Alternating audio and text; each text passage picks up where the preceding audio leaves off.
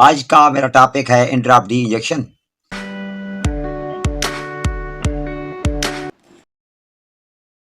इसका brand name intra D3 है। इसमें जो इंग्रेडिएंट पाया जाता है उसे कोल कैल्सिफेरोल कहते हैं।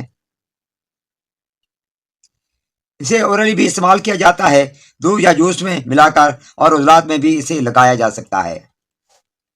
ज्यादातर इसे ओरली ही यूज कराया जाता है। न्यूट्रोफार्मा ने इसे तख्लीक किया है। आप जिक्र करते हैं इसके इस्तेमाल या इसके बेनिफिट्स का।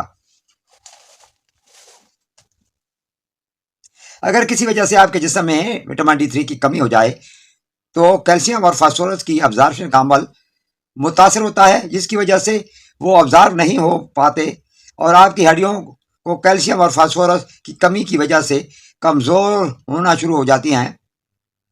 यानी आपकी हड्डियां कैल्शियम और फास्फोरस की कमी की वजह से कमज़ोर होना शुरू हो जाती हैं, क्योंकि हड्डियों को ग्रोथ के लिए और मजबूती के लिए, उनकी ताकत के लिए उन्हें कैल्शियम और फास्फोरस की ज़रूरत होती है।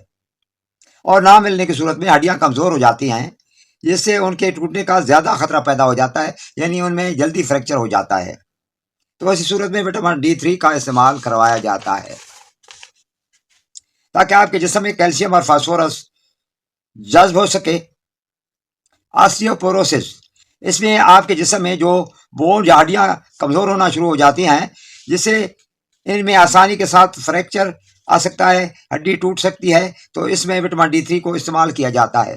रैकेट, ये कंडीशन बच्चों में होती है जिसमें बच्चों की टांगें कमज़ोर होती हैं और उनकी हड्डियां टेढ़ी होने लगती हैं, तो इस कंडीशन में भी इसका इस्तेमाल किया जाता है। बोन एक, अगर आपको चोट लग जाती है या आपकी हड्डियों में दर्द होता ना शुरू हो जाता है, तो इसमें भी विटामिन D3 को इस्तेमाल में लाया जाता है।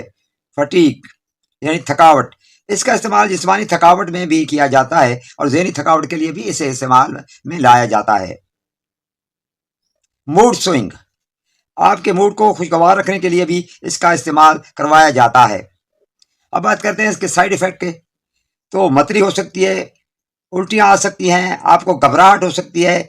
अगर आप इससे एलर्जिक हैं तो आपके जिस्म पर रैशेस बन सकते हैं। अब डोज या तरीका इस्तेमाल की बात करते हैं। यह आपकी बीमारी की कैफियत पर मुनहसर है। आपकी उम्र के मुताबिक और बीमारी की नौयत के मुताबिक इसका इस्तेमाल करवाया जाता है। कुछ बीमारियों में 7 दिन के बाद इस्तेमाल किया जाता है, कुछ बीमारियों में 15 दिन के बाद इस्तेमाल किया जाता है। इसे दूध या जूस में मिक्स करके इस्तेमाल करवाया जाता है।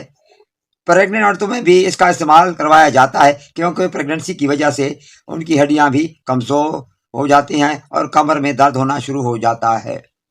इसे इस्तेमाल करने से पहले तोड़ने का एक तरीका है, वो इस तरह आप इसे तोड़ के हल कर लें। वीडियो अच्छी लगे तो मेरे चैनल को सब्सक्राइब कर दिएगा, वीडियो को लाइक कर दिएगा और अपने दोस्तों को इसे शेयर कर दीजिएगा। बेल आइकन को दबा दीजिएगा। आपकी समातों का बहुत बहुत शुक्रिया। पाकिस्तान जिंदाबाद। Thanks for watching my video.